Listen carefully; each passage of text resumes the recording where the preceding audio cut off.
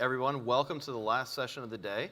I'm excited to see the empty seats. That means everyone has their ethics in check. That's out there. But we are doing the topic of ethical patient acquisition at scale, modern marketing strategies for behavioral health. I'm the moderator, Steve Denai with Growth Sherpa Consulting, and I'll let the rest of the crew here introduce themselves. Thanks, Steve. I'm Ben Camp, CEO and co-founder of Recovery.com. Excited about this topic as kind of core to why we started our business. So, yeah. Absolutely. My name is Tim Zerker. I am the CEO, owner of A-Train Marketing. We do marketing advertising for, obviously, the addiction space. That's why we're here. And I wish more groups thought about how ethically they were marketing. So I'm excited today. Hey, good afternoon, everyone. I'm Daniel Krasner. I'm the Chief Growth Officer at Sero Mental Health, and really happy to be here today with y'all. Awesome. So let's start it off, I guess hopefully at an easy place. Tim, what would be generally accepted as ethical patient acquisition marketing? Yeah, well, let's start really super basic. Actually being honest about what services you provide. I see a lot of, especially marketing agencies, that's I think why you kind of should send it my way, marketing agencies that advertise for terms that are highly keyword optimized for SEO or for Google Ads, but aren't actually services that people offer in their clinics. That's both for ABA and for addiction, and it misserves patients, and it causes a lot of delays and journeys of recovery or journeys of progress for kids. Awesome. And then Ben, conversely, what are some of those more examples of the ethical, illegal marketing practices that you've seen out there? The unethical practices? Unethical, yeah. Yeah. I mean, to my point a second ago, we started our company kind of, I like to say, out of a bit of righteous indignation around what was happening online. We started in 2017, and it's great that people can go to the internet to find help with their mental health, and obviously so much of this is surrounded by a lot of stigma. So being able to go to the internet and do your research and find options is great, but so many patients back then, and then still to some extent today, were being tripped up by people that are running these essentially schemes to trick people into going to whatever treatment centers built the website. So kind of in our space, it was these websites that appear to be independent, helpful resources, but they have this hotline that appears to also be like, oh, it's a helpline, I can talk to somebody, but really what it is someone selling those calls. There's, all sorts of crazy tactics to trick people into, basically patient diversion. So that's kind of some of the worst that we've seen on the digital side is kind of that typical scheme. And I think the next 34 minutes could be us telling war stories around that. But instead, not all, and this is something I enjoyed with our conversation when we planned for this, not all unethical, illegal behavior I think is malicious, unethical.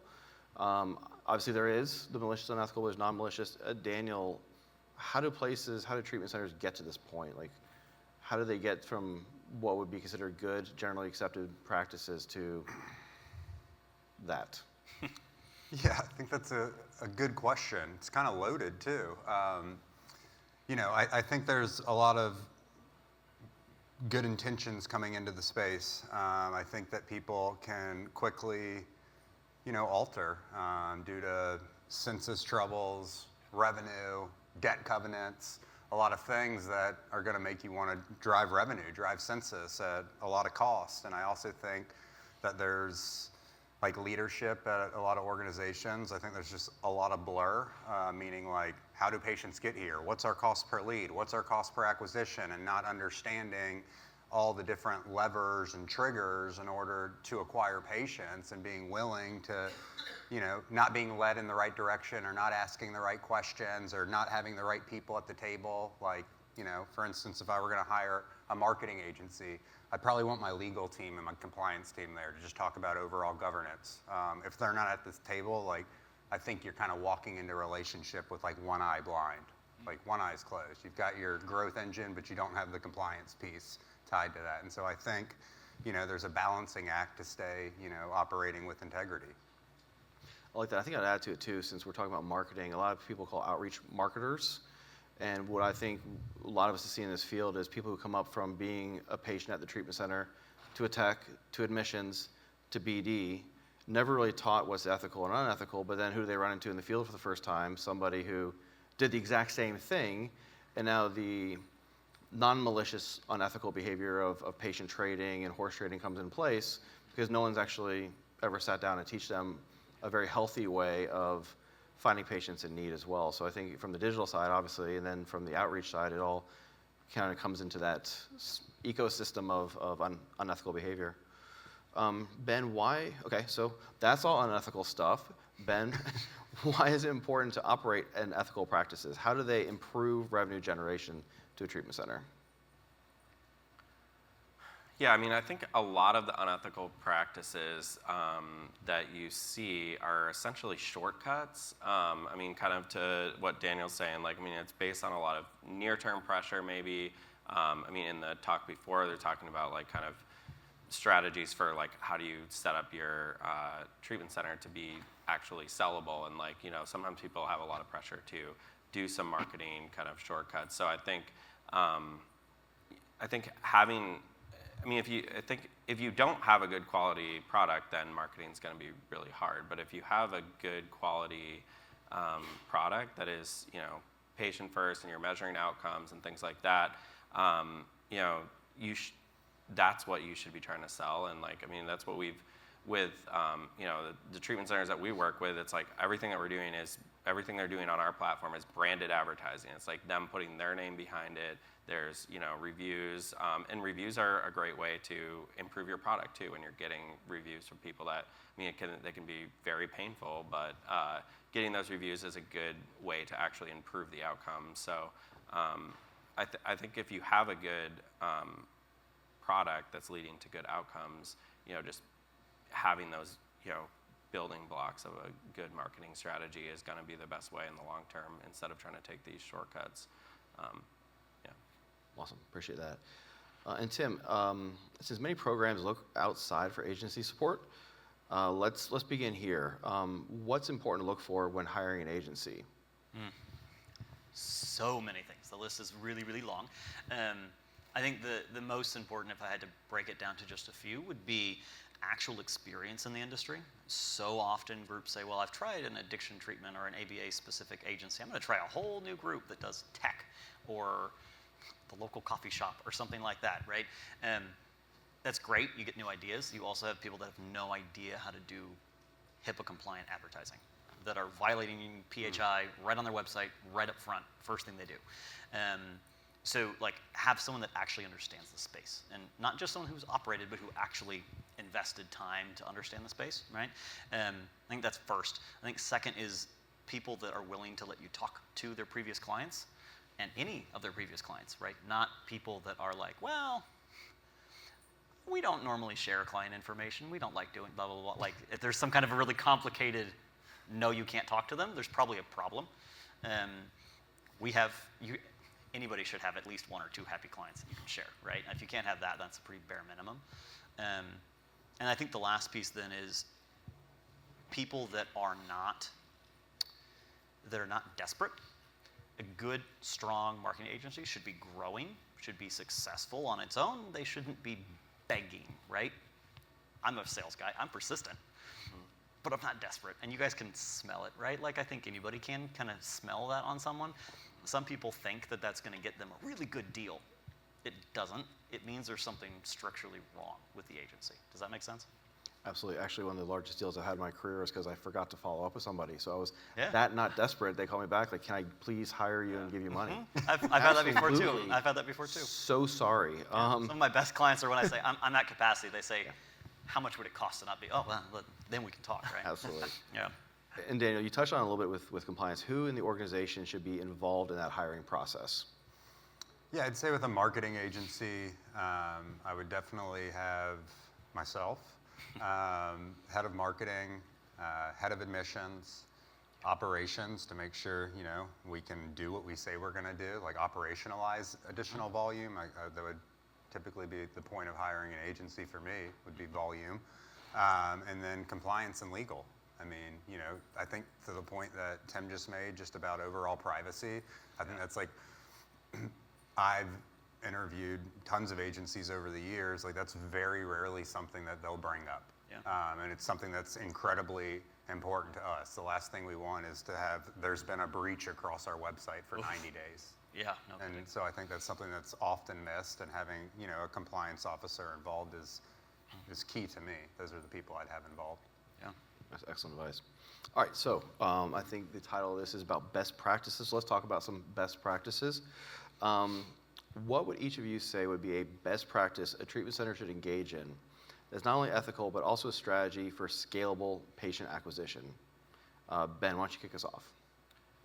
Yeah, one that we got a lot of positive feedback for introducing to some marketers in the space is a tool that we've used for years. It's called user testing.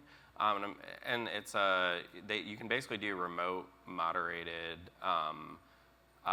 usability tests. So it's essentially like having someone go through your website, and you can have a script and have them go through it, and you can then watch the videos. That was a company that my co-founder and I used to work for, and it's applicable to tons of industries. But tools like that, like getting actual like patient data, like patient journey type of data on your website, can really unlock a lot of insights where you had no idea what type of what was tripping people up when they go to your website. Because I think we all get used to our website, but that's ultimately like just making small tweaks and optimizations. We were talking about that this morning. Like just sometimes just those tweaks to your website can unlock a lot of opportunity. So I think always trying to understand the patient journey better with data, and whether that's, you know, analytical data or more, you know, kind of individual, you know, story type data. I think it's really wise, because I know a lot of people think websites are set it and forget it. You're saying that's not the case? Correct, yeah. Nice. Tim, what about you? I think we all wish that websites were set it and forget it, and we just move on and work. It would be for like the another Space thing. Jam website from, what, 93, 94? Yeah, exactly. Still the exact exactly. same. Exactly. I mean, to touch on what you said, Ben, I mean, like we've noticed things, even changing the button color on a website has a huge improvement on actual conversions. Like tiny things can change, which goes straight to my point too. I mean, we focus on differentiation for our clients.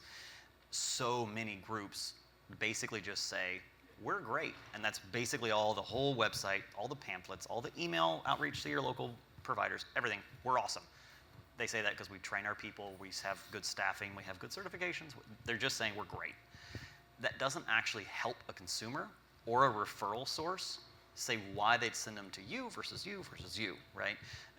So first thing that we do for all of our clients is we talk about what is actually different about your clinic or your ABA center or whatever it is, and then let's drill home on that. So if you guys are open after hours for ABA, and that's a major driver for some parents that have a 9 to 5, let's hit that. Let's put that front page on the home page. Let's put that front on the outreach email so that people know that if they want to talk to someone that can work late, it's you guys, right? Different principles apply for addiction treatment, right? We need someone that has really, really good food at our center. Let's freaking talk about that. It might sound small, but it's not. Some people really want to make their decision based on that. Because whatever, you all have the same certifications. I think something that's different about you, not me too, because that really doesn't do any good. Does that make sense? And I think that. And one of the tactics Yeah. for that you know, we've seen work well, that is just still so consistent, is video. Like being able Often, to yeah. tell those stories and like really show how you're different through Absolutely. video. Absolutely. Especially if you can get to the point quick, you know. Because I think that's ultimately, I consider it highly ethical, because it actually serves the patient journey better. If I have to apply to 5 addiction treatment clinics before I have to get on the phone with each of them to ask about the food, if that's something that really matters to me, that wastes a ton of time. It creates extra barriers. And it also hurts the competition, because we're all wasting time talking to this person that really just wanted to know was their food good, right? Like if we all focus on our differentiators, it'd be a better industry. So I'd like to dig into this a little bit more with the group, and feel free to, whoever is not on the email I sent you. So a lot of, We're going off script. Oh no. going off script is wild. Espresso. So we have a lot of people in this space who open a program under the assumption that there's a lot of people who need help. I'll open a program, they will find me. It's easy, right? Yeah. And then you end up with these saturated markets with what I'll call 50 flavors of vanilla. You have a lot of the same, to the consumer, the same product. Internally, they feel it's different. So where should a program start its soul searching to develop its identity, to share why it's different, and then be able to have that user experience be the ethical representation of who they are? Oh, I have it. I have 3 questions because this is the first 3 questions we ask in a new client session. Who do our clients consider our competitors? This is not who you consider your competitor. It doesn't matter if you think you're a competitor with Nike. You're not. Who does the client think you're a competitor with? Of them, go to their websites, look at their thing, get their pamphlet, whatever. What do they say about themselves that is different than what we say about ourselves? And then you can go into the, how are we going to say we're different than them? Because the reality is you're going to find 18 flavors of vanilla probably, and often people are like, oh, we're the competitor with the biggest, baddest group in the city. No, you're not. You might like that. That's an ambitious competitor. That's what we call. Like, that's great. People are actually comparing you to the 3 in the same neighborhood. Those are the 3 we need to look at, and we need to be different from those guys. And sometimes it makes it easier. I can say, because it's true, only if it's true, that I'm like this, because none of my local competitors are saying that. They're not calling out that key differentiator.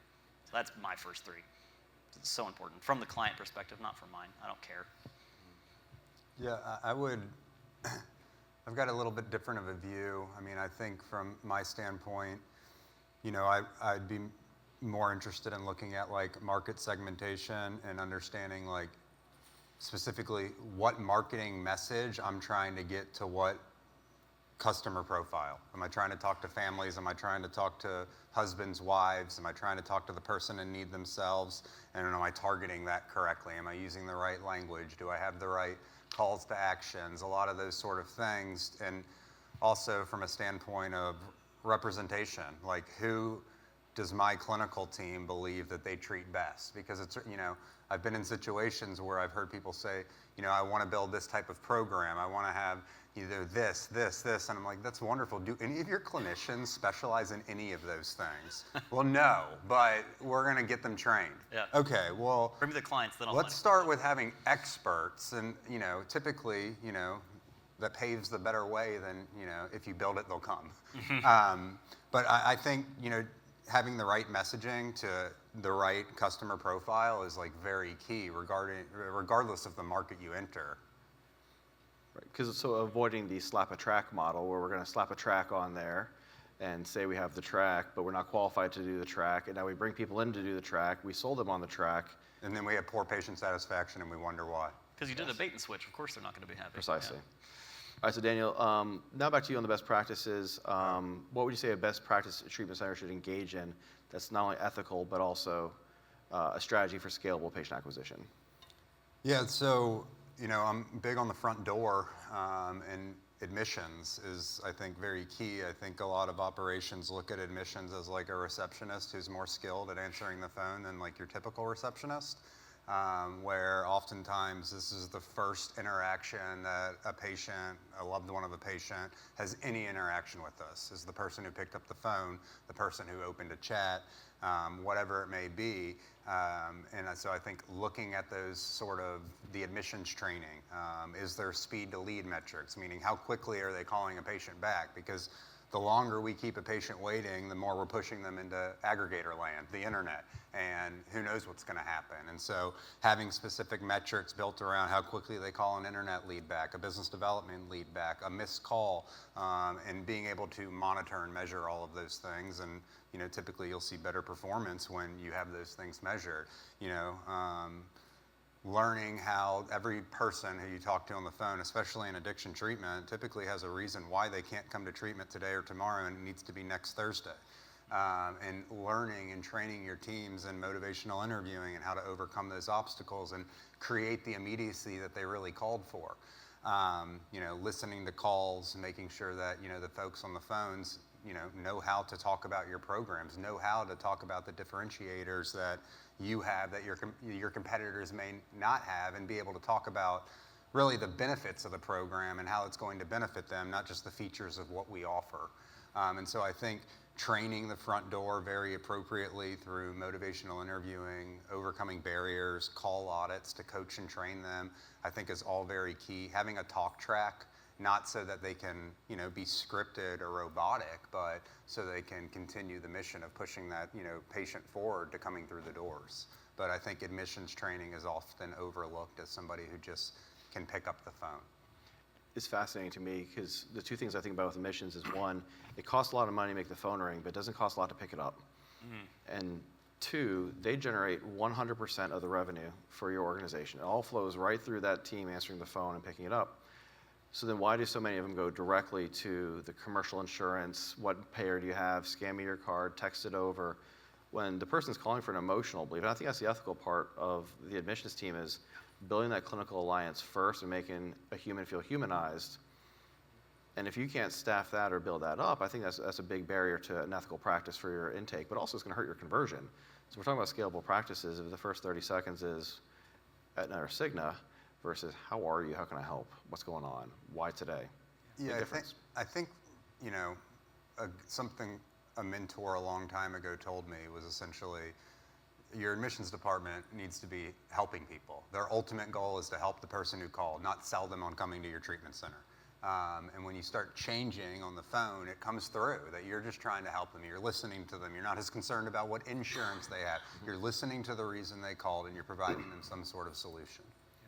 Yeah, we have two policies that we preach at Grocery Up. The third ring policy, every call is answered by the third, and no wrong call policy. If they call you for treatment, whether you're right fit or not, you help warm connect them to the right call. And I think those are the two that when you're working the line of work we're in, it's not a dentist's office. It's different. We should have that a little additional touch to humanize it. So, And we should be willing to invest it because it can save a life. Yeah, and important at the end of the day. one thing that we've been focusing on is trying to help providers have less. You shouldn't. Yeah, I agree that you shouldn't call it a wrong call. But ultimately, if someone calls and isn't able to go there, it's a missed opportunity, and that might be the only call that person's willing to make. So that's why the accuracy is so important. Things like if you can do, online verification of benefits, so someone can actually, see if they're able to, because if they find out that they're not going to be able to come there, that it's probably better than them making the phone call and then finding that out. But then on the flip side, if they are like, I think I should be able to go here with my insurance, that's great, and they haven't even called yet. So then that whole call is not about insurance and that stuff. So starting on that positive note, right? Yeah. Awesome. And insurance is never the positive note. Doesn't matter how good it is. It's not fun. Yeah. I've been in this field now for 14 years. Insurance, I'm still like, I get it, I guess. Oh, it changed. So I was on a call last night. So this question came up, and I talked to you a little bit earlier. A lot of times, marketing and outreach are conflated. In the call I had last night, there was a program that had a rep that was buying domains that were similar to the company's name and using leads generated off those affiliated domains for their outreach. Horrible.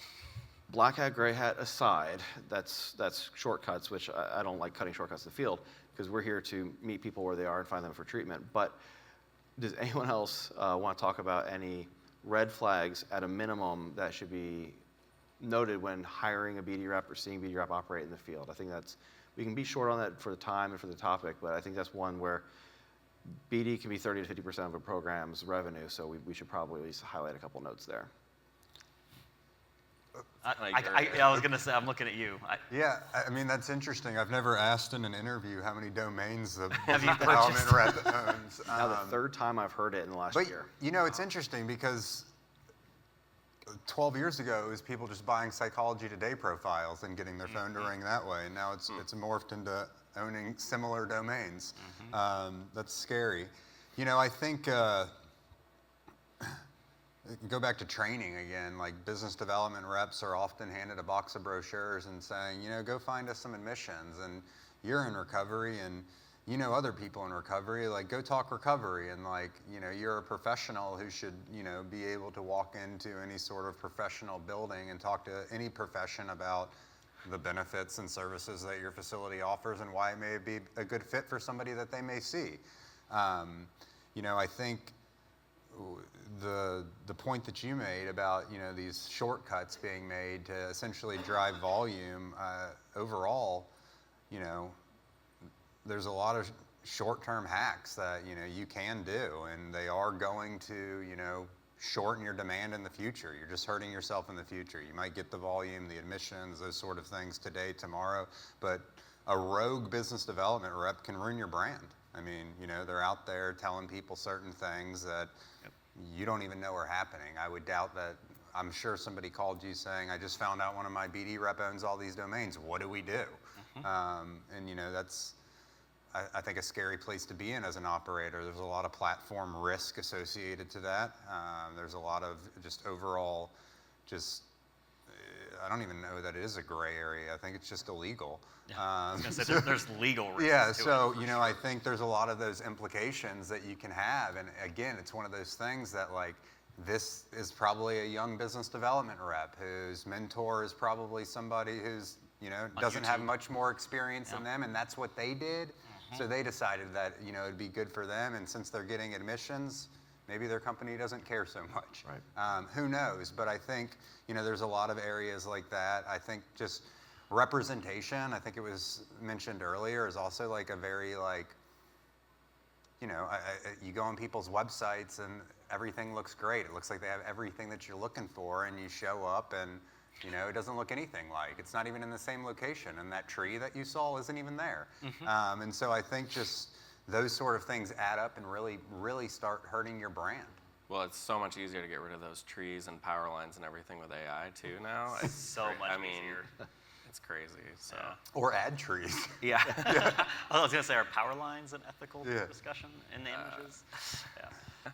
Okay, so with limited time remaining, so if someone in this audience has identified a gap in their marketing practices, especially aligned with ethical representation of their program, how would you suggest, or where would you suggest they begin to correct that problem? Are there examples you've seen or seen people make that change? I've seen a lot of examples of that. I think our clients tend to go two routes. One is they pretend it's not a problem until it's so big of a problem that they have no choice but to do something big about it, and that's when they find a consultant. Any consultant, right? Sometimes we're the consultant. Other times it's Growth Sherpa. Other times it's other turnaround people. Like it's just like, someone help. Here's a bunch of money. Fix it. I'm a big fan of addressing problems early and often, and addressing them quickly. A lot of the problems that happen in marketing, either ethical or just bad system, are easy to see if you just look. I'm always shocked by the number of people who haven't even gone to their own website and clicked on their own tabs. We just brought on a client a month and a half ago. I went on their website and I said, so tell me about this tab that's down. It was the second tab on their menu, right? It was their About page. You go to it, it's broken. And he's like, how long's that been broken? I looked 8 months since he looked at his own website and clicked on his own About page that had his profile on it, or used to, didn't anymore because it was broken. And I was like, what's happening, right? Like, I get there's a lot of other things to focus on. There's a lot of other priorities. If your brand is important, you should check occasionally yourself so you can trust yourself, right? And I find that 90% of the problems would have been solved, right? Like, do they pick up the phone? You could dial your own number anytime and see if Lisa picked up by the 1st, 5th, 20th ring. You could have tested that yourself without hiring an expensive software to track everything. You could just check or get someone else's phone. That's what I've done a lot at family gatherings when I'm trying to check my own things. I'll just be like, hey, give me your phone. Let's look at the website. It's freaking broken. It works on iPhones, but not on Samsung, right? Like, it's quick and easy. There's a lot of small things you can check.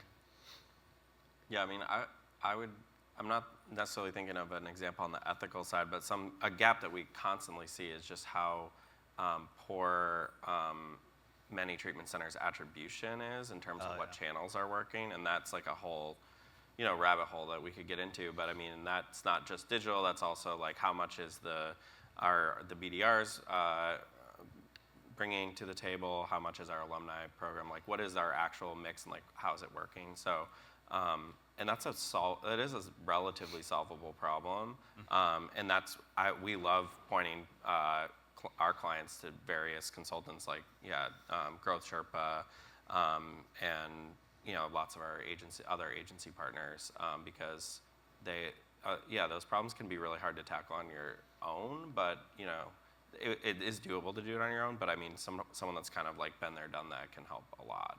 Well, I think it's fair to say poor attribution is a symptom of a disease, and if you can't confidently say where your revenue is coming from, how much you're spending to acquire said revenue, or what your people in the field are doing, you can't confidently say it's ethical.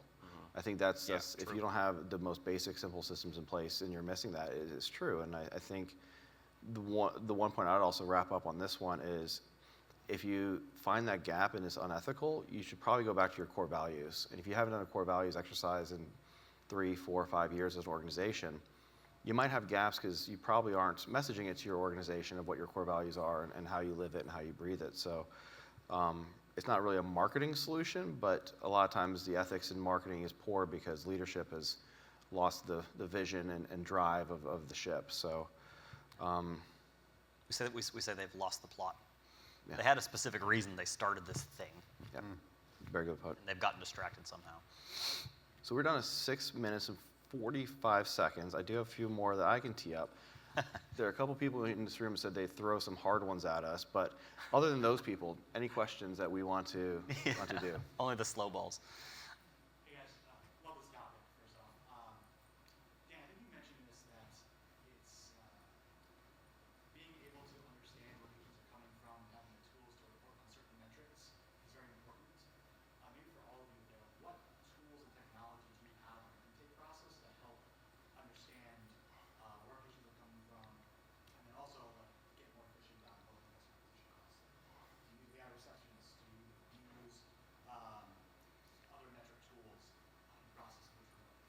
Yeah, great question. I mean, there's a lot that you could use to, get all that information from various different tech stacks. And I was actually going to say in the gaps piece, like that's a big gap that I see, not on the ethics side, that you have a lot of technology that doesn't talk to each other and is unnecessary. But, for me, I use CTM for the call tracking attribution, and I've used a lot of other softwares in the past, and Salesforce. And between CTM, Google, and Salesforce, I can pretty much track everything from a call attribution standpoint, the landing page, everything that I would need to.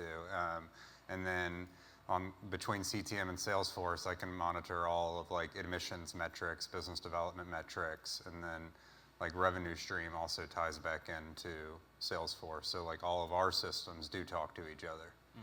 I was going to say Google Analytics is so important because you're deeper down in the funnel, right? I'm just on that surface bit of attracting them. And Google Analytics should be a daily, at least weekly engagement point. And it's sometimes complicated to set up to have really good tracking, but it's so important. Yeah, and I would wrap it up. Think about it conceptually in 4 buckets. I was just trying to think if we have any clients we actually aren't doing tech stack work on right now, and unfortunately, it's every single one. But the 4 buckets would be what Tim's saying. You want to have the Google Analytics in the top of funnel, telephony systems such as CTM, a solid CRM, HubSpot, Dazos, et cetera, Salesforce, and then EMR. And you want to make sure that automatically it flows through, and then upon discharge back. And if any one of those gaps is missing, then that's something you can very quickly pick up and adjust. So good question. Yeah. CRM to EMR is huge. Yeah, it's hard. Yeah.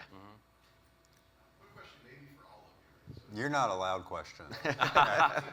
He doesn't. Oh, need he a doesn't mic. need the mic. Yeah, great. Give him a mic. So how do you communicate to treatment centers, maybe for multi-touch attribution, right? So maybe an outreach rep spoke to a partner, right? And that partner referred someone who then Googled and clicked a paid ad, but they still didn't convert. And they go back to recovery.com and see the same treatment center again, and they call in through recovery.com, but somehow the tracking phone number triggered an organic SEO admission, right? How do you all communicate that concept so that treatment centers aren't shutting down a channel that might be succeeding? Very reactionary. I mean, for me, if it's a direct search, they better figure out who the referral source was because somebody told them to Google us. Yep. So it's asking a question when they admit. I mean, the noise can stop on who's getting credit for it, and we're going to ask the patient. Yeah, but I mean, we have clients that are like, oh yeah, we ask every patient where they found us, and that's how we do attribution. It's like, it can't be the only path. Yeah. Because clients don't remember correctly, right? Like Right. I've had exactly that case before because we've dug in sometimes. Our clients are like, we're not getting leads. And it's like, you must be, right? You weren't doing anything and we were helping and now you're double. We can it's see coming your from phone somewhere. ringing. Exactly. Yeah. Did you hire a new BD? Well, then it must be us. We're the only new ones. But like we've dug in before and we've had exactly that. Referral source says blah, blah, blah, blah. And they say Google. Or they say recovery.com just because that's where in the path they mentally made the decision. That doesn't mean it started there. It could have been they saw a billboard for a competitor and they typed the name in wrong and then they came to you and so they call it Google. How do you attribute some things? And It's hard. also, and if it happened in a short period, I mean, we'll know where it came from just through dynamic tracking, but Yeah. that's how I would do it. I'm a I big mean, you fan- have to, yeah. I guess, determine your strategy on multi-touch and Yeah. like whether you want last touch, first touch, multi-touch. I would also say it's what we always recommend clients do is if you're changing something large in your tech stack or your marketing stack, change one thing at a time. Yeah. Right? So if you just hired a new SEO company and they say that it's their SEO that's happening, well, if that's the only thing that's changed, it's probably accurate. Or if you just started Google Ads and then our leads went up, it's probably mostly that new thing that you changed. Not Yeah, always. We've 'cause seen that on the whatever, flip side. Like sometimes if an advertiser of ours, kind of consistently is saying they're not seeing results, and we think it might be an attribution issue, I normally recommend to the team, we like, okay, just let them turn off the advertising and see what happens. And a lot of times they end up coming back because it is like, they might not have been fully tracking it. We saw a 20% decrease overall. Right. I don't know where they came from. Must have been you. The only thing I'd add, this is all assuming I think it's a very quick turnaround in the calls. If you're assuming that it's a multiple touch over a period of time, episodal tracking in the CRM is a wildly valuable tool. I've worked with CRMs that I've had to fix in the past that John Doe calls in and John Doe 1, John Doe 2, John Doe 3, instead of John Doe being the human, and each time they call in, it's a new episode, new source, and a new close date depending on your infrastructure. So if you have Or it's episode... different members of the family too. True, yeah. Yeah. Calling, yeah. So if you can object the human in the CRM and have the episodes and the calls put in there as separate attempts, then you can better track and have attribution behind that one. I think that's a hard learning curve for some programs to do and know when to close out, and because everyone wants to say, I'll get them back eventually, and you gotta have an objective, sober decision that this is the date that this is no longer done. They call back in a new source, all right, new source, and we're just gonna deal with that because that's part of our patient acquisition strategy as a whole. It's like having an index fund. Some perform well sometimes, some don't, but the whole fund is what you're really looking to get performance and value out of. And one. All right, everyone, thank you so much for attending the session. Yeah. You are the most ethical people here this week. Have a great night. Awesome.